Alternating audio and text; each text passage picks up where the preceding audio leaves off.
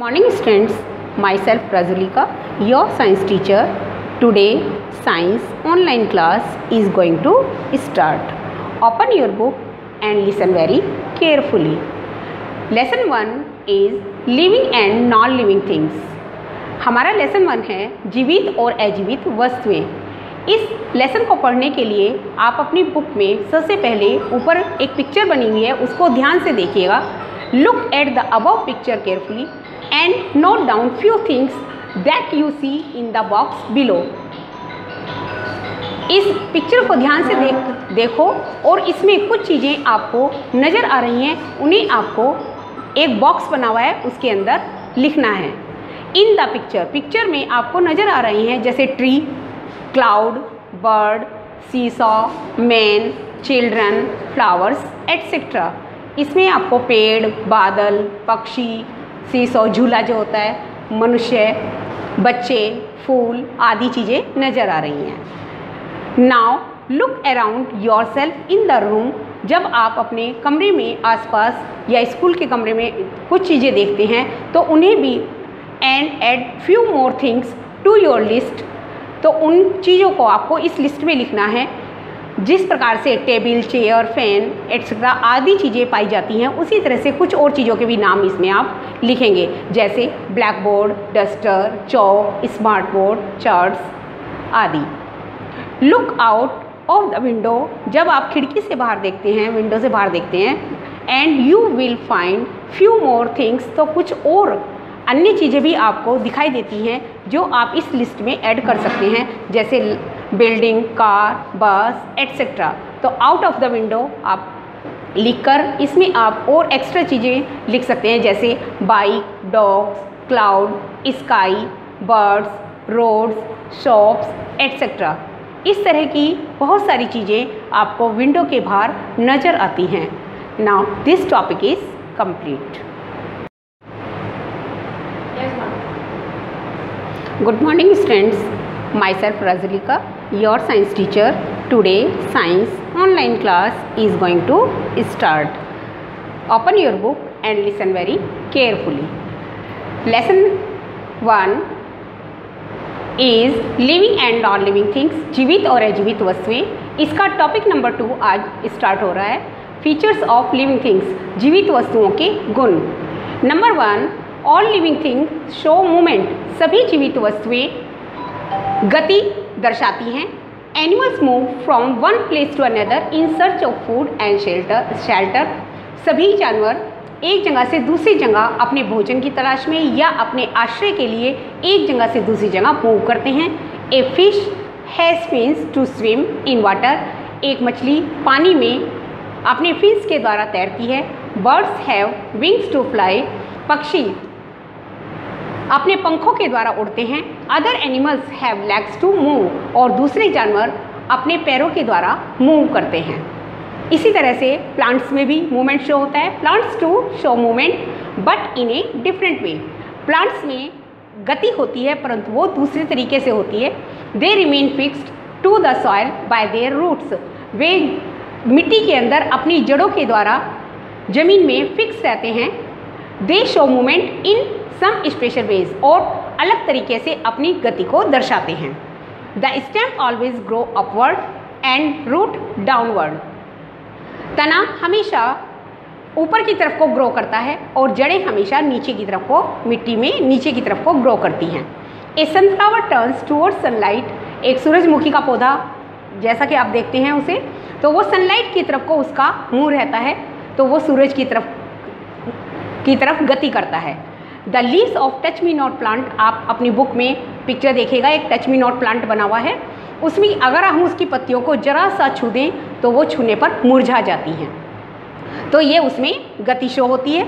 Non living things can not move on their own. परंतु जितनी भी अजीवित वस्तुएं हैं उनमें इस तरह के गति शो नहीं होती। Now this point is complete. Start.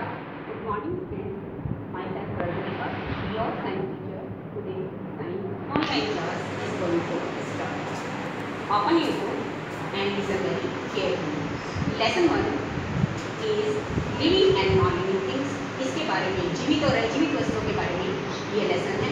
इसमें अब आप लिविंग थिंग्स के जो फीचर्स मैं आपको समझा रही हूँ, इसमें 4 पॉइंट है। लिविंग थिंग्स ब्रेथ, जीवित वस्तुएं श्वसन क्रिया करती हैं। We can not live without air, हम बिना हवा के जीवित नहीं रह सकते। All living things breathe in and breathe out air, सभी जीवित वस्तुएं हवा को अंदर लेती हैं और बाहर निकालती हैं। Plants take in carbon dioxide, plants carbon dioxide को अंदर लेते हैं through small pores in their leaves, जो उनकी पत्तियों में निचली सतह पर छोटे छोटे छिद्र बने होते हैं, उन्हें स्टोमेटा रंध्र कहा जाता है। उनके द्वारा कार्बन डाइऑक्साइड गैस अंदर जाती है एंड गिव आउट ऑक्सीजन, और उसके द्वारा ऑक्सीजन बाहर निकलती है। They use this carbon dioxide to make food, वह उस कार्बन डाइऑक्साइड को भोजन बनाने में इस्तेमाल करते हैं। This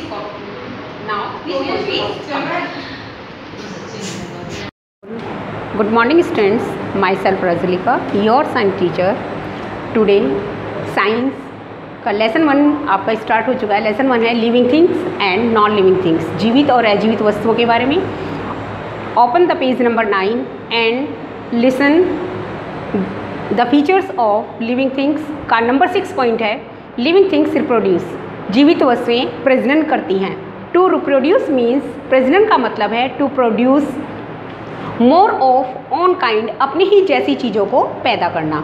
all living things reproduce so that their race does not die out, सभी जीवित वस्तुएं अपनी ही जैसी चीज़ों को पैदा करती हैं जिससे कि उनकी जाति आगे बढ़ती चल जाती है, कभी भी ख़त्म नहीं होती। प्लांट्स रिप्रोड्यूस थ्रू सीड्स, पौधे बीजों के द्वारा प्रजनन करते हैं, या फिर और a part of the old plant, या पुराने पौधे के किसी भाग के द्वारा उसमें प्रजनन होता है। जैसे a new mango tree grows from the seed, एक नया आम का पौधा उसके बीज के द्वारा पैदा होता है।